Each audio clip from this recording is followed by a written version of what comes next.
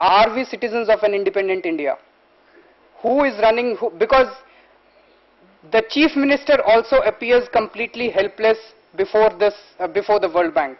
We don't need 10 crore rupees. Chief Minister did not need 10 crore rupees, but why was she completely helpless before Delhi Jal Board?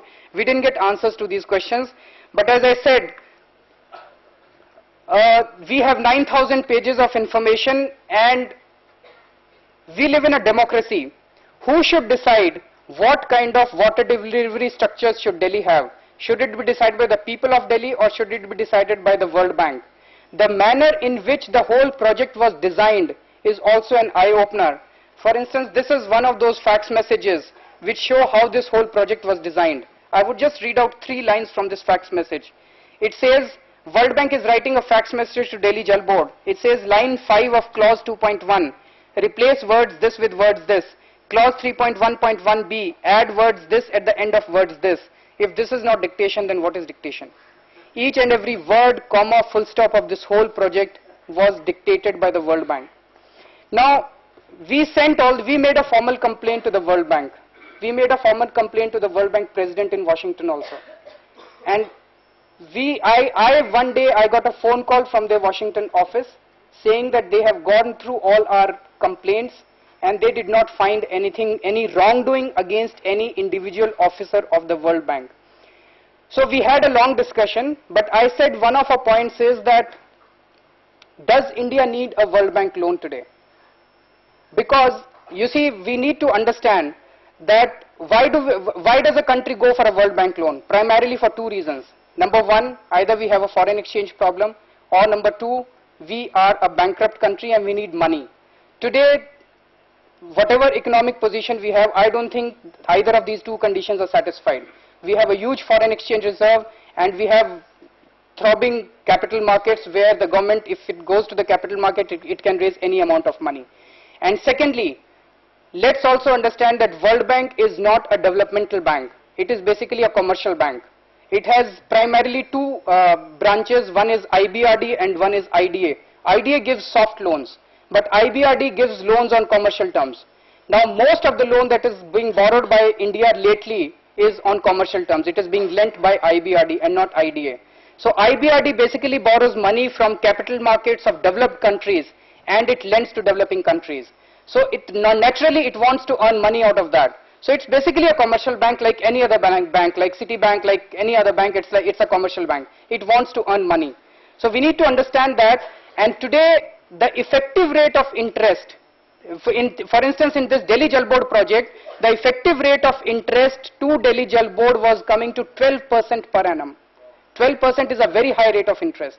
Now, if Delhi government tries to raise this money from capital market, they can easily raise any amount of money at 6 to 7% rate of interest, which is roughly half that rate of interest. So, does India forget everything else? Even pure financial and economic terms, does India need a World Bank loan today? We should treat World Bank like any other bank. We should negotiate with them with any other. So when this woman called me up from Washington office, I said that, does India need a World Bank loan today? Because our interest rates have gone down so substantially, and the rate that you charge is pretty high. So she said, I completely agree with you, but if your government is coming to us and borrowing, then we can't stop it. We'll be very happy to give it to you. So she said, you go and argue with your government. Why are you arguing it with us? And that's where we realize that we don't need to fight with the World Bank. We have to fight with our own governments. That why are they going to the World Bank and begging before them?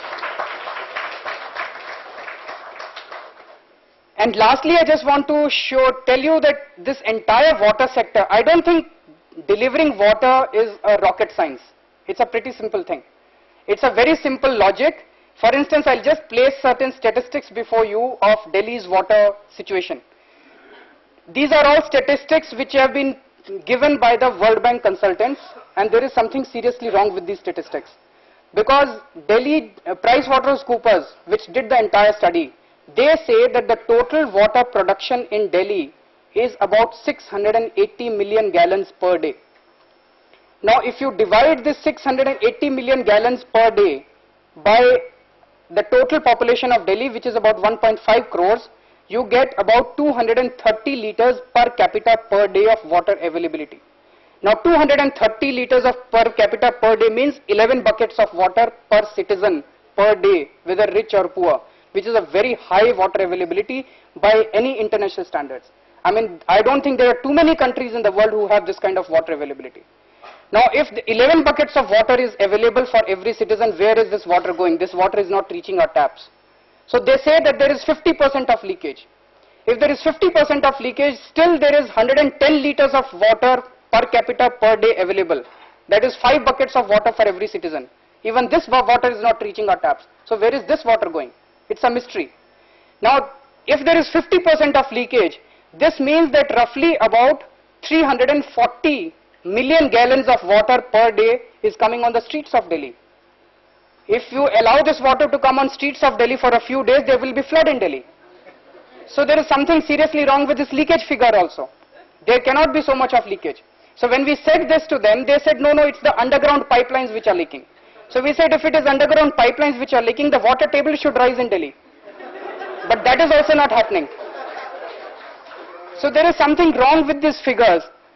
So therefore, in order to find what the correct thing was, we filed a right to information application in Delhi Jal Board.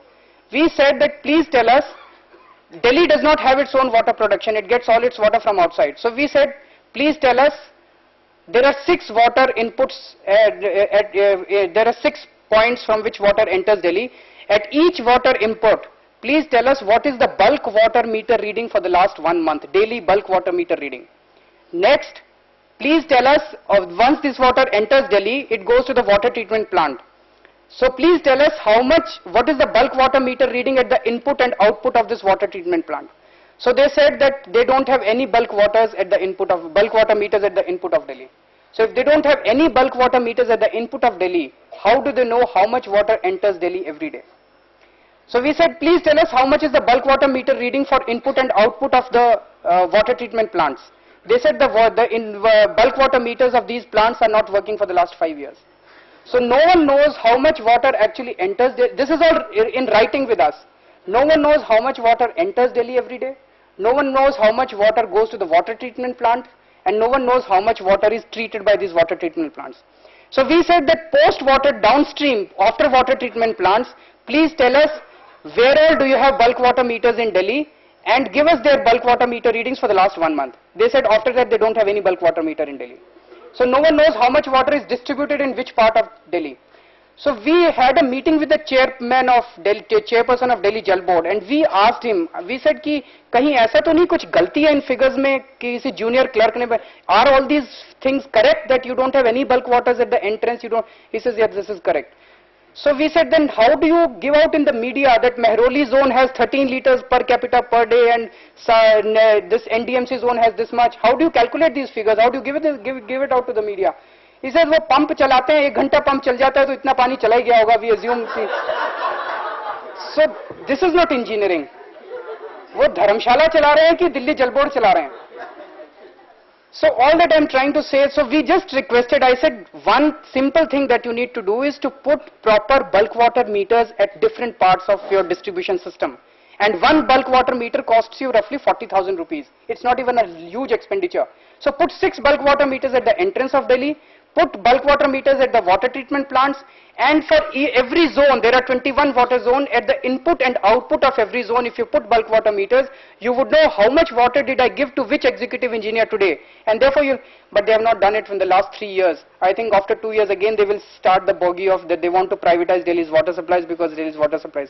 So this is all I wanted to share with you. I'll request, we have Mr. SP Gupta, Colonel Shivraj, and if there are other members of RWA who have come, या अगर union के लोग कुछ आए हैं तो वो अगर आके कुछ बात रखना चाहे, I'll invite Mr. Gupta and Colonel Shivraj too. Thank you.